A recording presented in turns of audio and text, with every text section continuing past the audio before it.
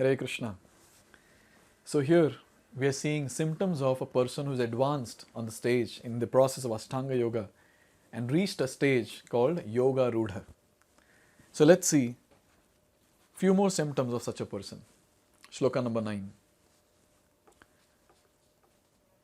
Suhuran mitrari udasina madhyastha dvesha bandhusho sadhushvapi cha papeshu samabuddhir vishishyate. So here Krishna is saying vishishyate. Now previously he described some nice symptoms of a person, like the person who is fully satisfied at the stage of knowledge and realization, that is jnana and vijnana, and the person who is very much self-controlled and the transcendental platform, and the person who has controlled the mind, the one who has attained tranquility, the one who is sane in sukha dukkha, shita ushna, man apaman. After describing all this, he is using a word vishishyate.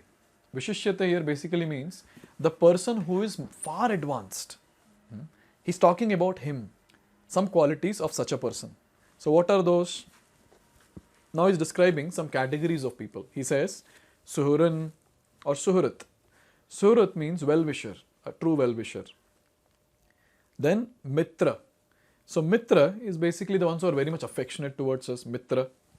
Then Udasina, a person who is neutral. Madhyastha, who is not on either side. Dveshya. So Dveshya is the person who is envious. Bandhushu, we can call it as relatives. Sadhushu, the ones who are pious. Papeshu, the ones who are sinners. All of them, here he is saying, Lord is saying, Samabuddhir, such a person will have what? Equal mind. Samabuddhir, equal mind towards all of them. See, in the previous shloka, we saw the last line of the previous shloka, shloka number 8, it says, Sama loshtrashma kanchanaha. Sama loshtra. Loshtra means stone. Then pebbles basically. Ashma means stone and kanchana means gold. Sama. So a person whose symptoms were described, such a person sees what? Pebbles, stones and kanchana, gold on the equal platform. But then now we are talking about a very, very advanced person. What is this advanced person doing? This advanced person sees different categories of people with equal mind. Let's try to understand in detail the different categories given here. The first one is Suhurat. Suhurat basically means well-wisher, and he is the one who by nature he desires benefit of another person. That's such a person is called as Suhurat. And Krishna in the shloka that we saw in shloka number 29 of chapter 5, where he says, Bhoktaram yagya tapasam sarva loka maheshwaram suhurdam sarva bhutanam nyatva mam shantim rachati. So what is he saying here? I am Suhurat. I am Suhurat, well-wisher of sarva bhutanam, of each and every living entity. So Suhurat means basically a real friend, a true well-wisher, who will never leave us, who will never ditch us. So such a person is called as Suhurat. The next category is given is Mitra. So Mitra is the one who does good to us, but now this is not just like that. Because he has got affection for us, a lot of affection for us, so he will do things for us. Such a person is called as Mitra. So Mitra, you can call it as a social friendship. Social friendship, that's Mitra. And there are many slogans also, or many proverbs. Friend in need is a friend indeed. Such category. Such category is Mitra. The next category given is Udasina or Ari. Ari is another category that is given. Ari. So Ari is enemies. Now a person who wantingly desires misfortune for another person and not having affection. So Mitra, he was having affection, but Ari, he is not having an affection, and he wantingly, he wants to harm the other person, wants to do something ill for the other person. So such a person can be called as Ari, enemy. And we saw in previous shlokas that how mind, a controlled mind is a friend, bandhu, and an uncontrolled mind is Ari, enemy. So that's how we can make out this. Then Udasina. Udasina means neutral person. Now see, there are two people arguing. Now there are various categories of people who will come. There will be two people arguing, and many people will come and see what is happening.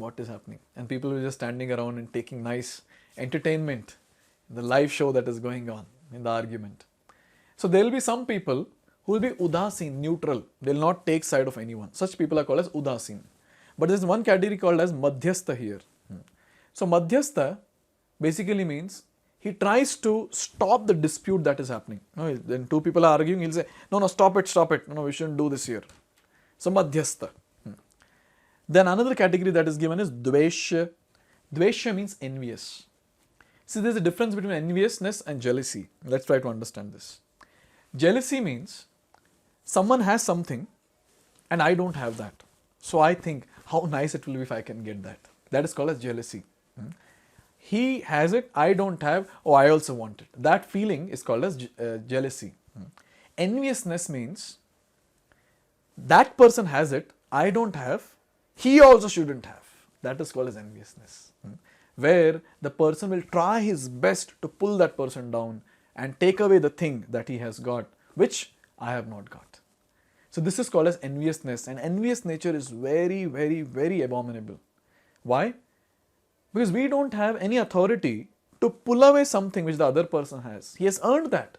He has earned that by his own good deeds. Who are we? Who are we to just pluck it out? And who are we to think also that why he is having, he shouldn't have. So such a person is called as an envious person. Dveshya. Now another category is bandhushu. Bandhushu basically means friends. Now bandhushu is more narrow. Now relatives, the ones who are the relatives of friends, they are like, since they're part of our family, so they are actually helping us. So they have got that family affection, and so they are coming forward to help us. That is bandhushu. And then we have sadhushu. Now who is sadhu? A sadhu is the one who follows dharma, who follows shastra as it is. Such a person is called as a sadhu. And papeshu. Papeshu or asadhu. Who is the one? Just opposite of sadhu. One who is following shastra is called as sadhu. The one who is not following shastra, the one who is against the Vedic scriptures and committing sins. Because when we don't follow Vedic scriptures, what will happen? We'll commit sins. So such a person is called as papeshu. Now just imagine such varied categories of people, and here this advanced soul, he is seeing all of them on equal platform. Very amazing. Such quality is so difficult to get. Because family affection is normal. Now, friend, suppose someone is my family member, I'll have more affection for that person than the neighbor's family members. If someone is my friend, I'll have more affection for him than someone just walking on the road. But then here we see that how he has got samabuddhi. The mind is equal mind. When he's thinking about anyone, it's equal mind. Because he's seeing on a different platform, on the greatest spiritual platform. In this way, a spiritualist, he sees on a great spiritual platform. Here it's talked about some person on the Ashtanga Yoga platform. But a person who is there, who is practicing bhakti, he's such a great person. Why? He sees each and every person as a recipient of bhakti to Lord Sri Krishna. And what he does? He goes and tries to tell them that you are part and parcel of Krishna. Krishna is Supreme Personality. You should serve him, do bhakti. Chant the Hare Krishna Maha Mantra. He doesn't make any distinction. He doesn't say, that person is rich, this person is poor. That person is doing like this person is doing like this. Nothing like that. He goes and preaches to everyone. Why? Because he understands that Krishna wants each and every soul to go back home, back to Godhead. He understands this one point very, very clearly. And to give pleasure to Krishna, he is ready to treat everyone on the equal platform and give everyone the message of Krishna consciousness without making any distinction. So it's very important for all of us to preach the message of Krishna consciousness. Whatever we know, whatever little we know the Hare Krishna Maha Mantra. Hare Krishna, Krishna Krishna, Hare Hare, Hare Ram, Ram Ram, Hare Hare. We know this mantra. So whomever we meet, whoever is our relative, our friend or whoever, we can go and tell them that this is Maha Mantra, the great deliverer mantra. It's very, very scientific. Because when we are chanting, we are involving 2 or more senses in chanting. And it is said that anyone who uses 2 or more senses while doing any activity, the mind will be focused. So we can preach this message to our relatives, our friends, or whoever they are. And every person in this world, one or the other time, he'll get into bad phase of life. And that is the right time. Go and give Mahamantra at that time. Yes? Give them Bhagavad Gita. Tell them. Now what sort of Sanatan Dharmi you are? You don't know Bhagavad Gita? Arey, Muslim people know Quran, Christian people know Bible. What sort of Hindus, Sanatan Dharmis are we? We should know Bhagavad Gita and then give a Bhagavad Gita to that person. Or cook nice prasadam and distribute it to people around.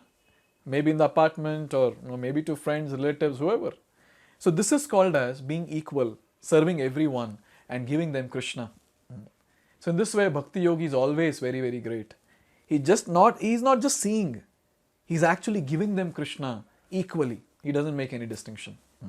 So now after speaking all this, Krishna is going to speak about the process of Ashtanga Yoga.